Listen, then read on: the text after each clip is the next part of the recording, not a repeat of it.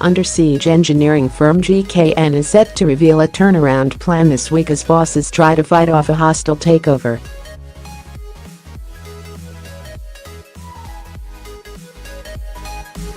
In a crucial appeal, the British company is expected to pledge huge cash returns in a bid to win over shareholders.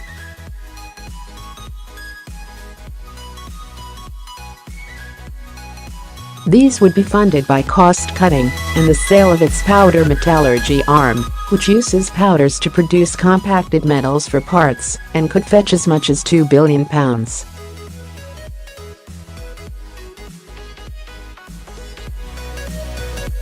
GKN's board hopes this will see off a £7.4 billion bid for the business by turnaround specialist Melrose, which they are urging shareholders to reject.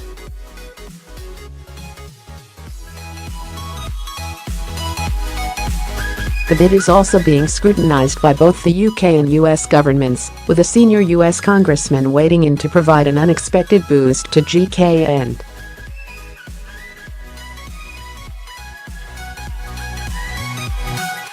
House Republican Neal Dunn has urged the Committee on Foreign Investment to block Melrose's bid over fears it would threaten US national security.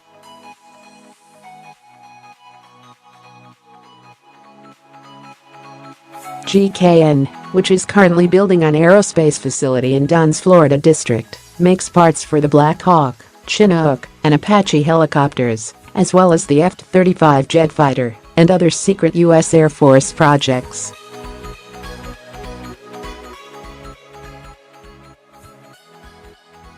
Dunn said Melrose's plan to sell the business within 3 to 5 years and possibly break it up was of serious concern.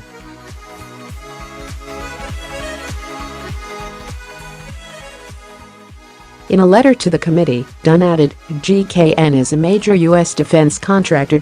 Melrose has no track record in defense contracting or relevant high-technology businesses.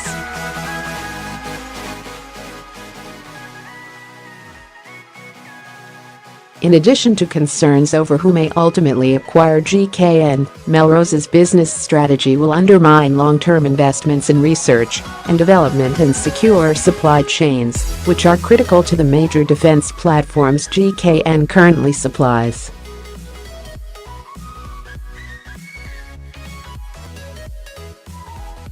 Last night, Labour MP Jack Dromey, whose Birmingham constituency is where GKN is based, said transatlantic concern over the hostile takeover is growing.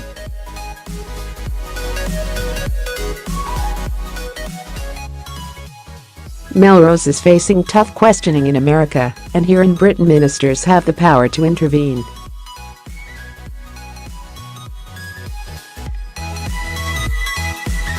They should put the British national interest first and block this takeover on grounds of defence and national security.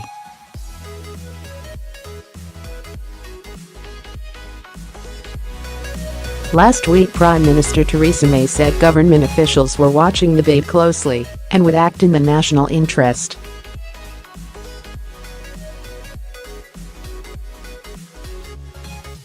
The intervention comes before GKN's make-or-break plan is due to be published on Thursday.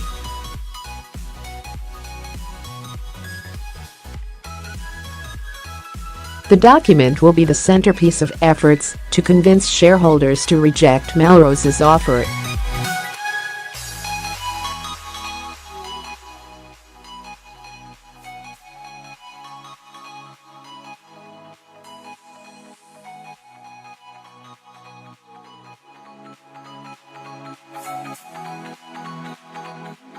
The profit alert led to the departure of the then-incoming chief executive Kevin Cummings, who was the former head of the aerospace division.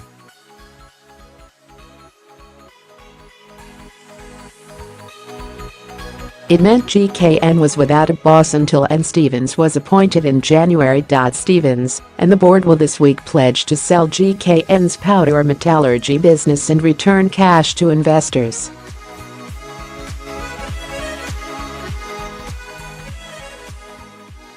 They are also expected to detail how they intend to transform the firm's fortunes and make savings.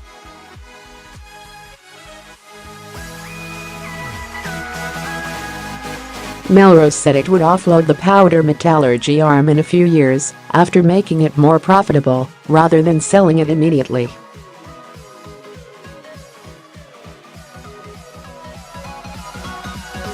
It added, if these reports are correct, then it is an indication that GKN's management team is admitting they are not equipped to realize the full value of that business.